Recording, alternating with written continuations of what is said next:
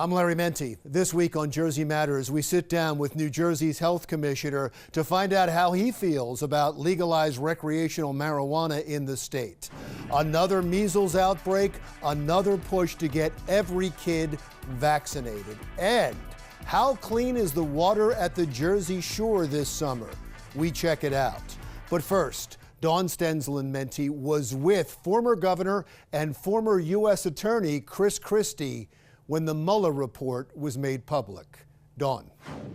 Larry, on the very day the Mueller Report is released, hundreds gather at this scheduled community event in Collingswood, New Jersey, to hear the featured speaker, former New Jersey Governor Chris Christie, talk about, yes, the Mueller Report, which he's in, but he also gave incredible insight into the report and the Trump presidency. In November of 16, right after he was elected, he asked me, what should I do with Comey? And I said, if you're going to fire him now. Get rid of him right at the beginning and tell him that you want him to resign before you get into office. But if you have him in place when you become president, you own him. And then firing him becomes a much more difficult thing. He didn't listen to that bit of advice, so he owned him. And he decides to fire James Comey. Now, this will tell you something about the staff that the president had around him at that time. He decides over a weekend up here in Bedminster, he, Jared, Ivanka are going to fire Comey on Monday when they get back. So then they announce it while Comey is standing in front of a group of agents in Los Angeles. On the TV screen, it says Comey fired as FBI director. He's talking to agents, looking up at the screen going, what? Jim Comey, to me, is not a sympathetic figure in any way. I think he screwed a lot of things up, and he deserved to be fired.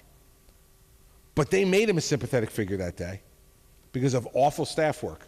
Jake Tapper was having a special that night at 11 o'clock live on the firing of Jim Comey. And the president says, listen, Tapper's having this thing. I need you to go on TV. And I said, what happened to Rod Rosenstein? And he said, oh, he won't go on TV. It was then I knew that Rod Rosenstein wasn't the reason the president fired Jim Comey. Because if he was, why wouldn't Rod go on TV and defend it? So what decision did I make then? Sure as hell, I'm not going on TV to defend it. So I said, Mr. President, I'll go on right after Rosenstein. As soon as Rosenstein goes on, I'll go on right after him. I'll be queued up right behind him, ready to go. And he goes, so you're saying no to me? Like, yeah, I am, because you're not telling me the truth. All that came out in the Mueller Report today. And what I found out in the Mueller Report today that I never knew was that he did call Rosenstein. And that according to Rosenstein's testimony, Rosenstein said to him, you don't want me to go on TV because I'm going to say my memo was not the reason you fired Comey.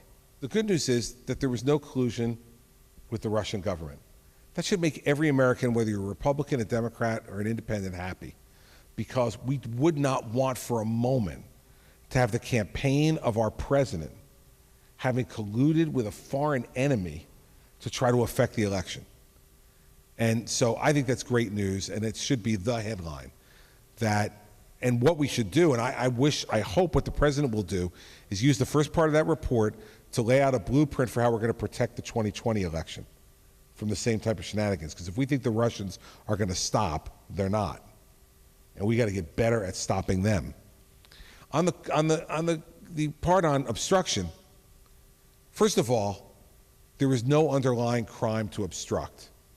And I won't get too technical legal, but when there's no underlying crime to obstruct, what are you obstructing? So that's the first problem, right?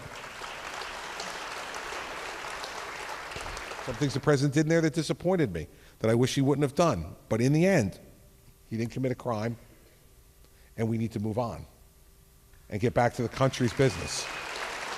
The governor was here for a book talk with top-rated talk radio show host Rich Zeoli of 1210 WPHT. We had WrestleMania at the Meadowlands last weekend, and New Jersey Transit screwed up the trains, and people had to wait in a pouring rainstorm from 12:30 to 2:30 to get a train.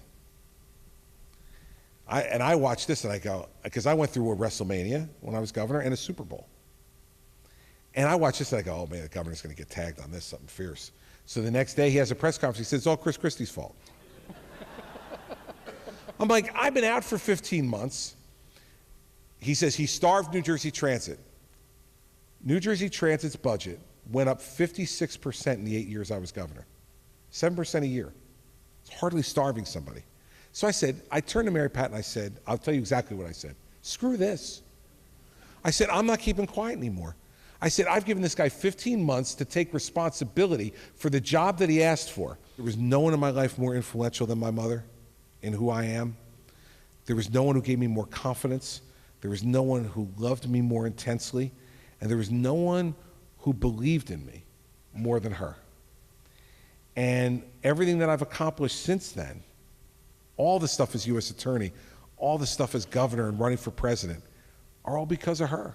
As for what's next for Chris Christie, he says for now he'll put his 2 youngest children in college, but he said as far as public life, maybe in a few years, he says, let me finish.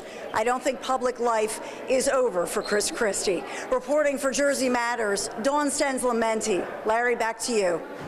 All right, thank you, Dawn. When we come right back, we sit down with Jersey's health commissioner to talk about heroin, measles, and marijuana. That's when Jersey Matters continues.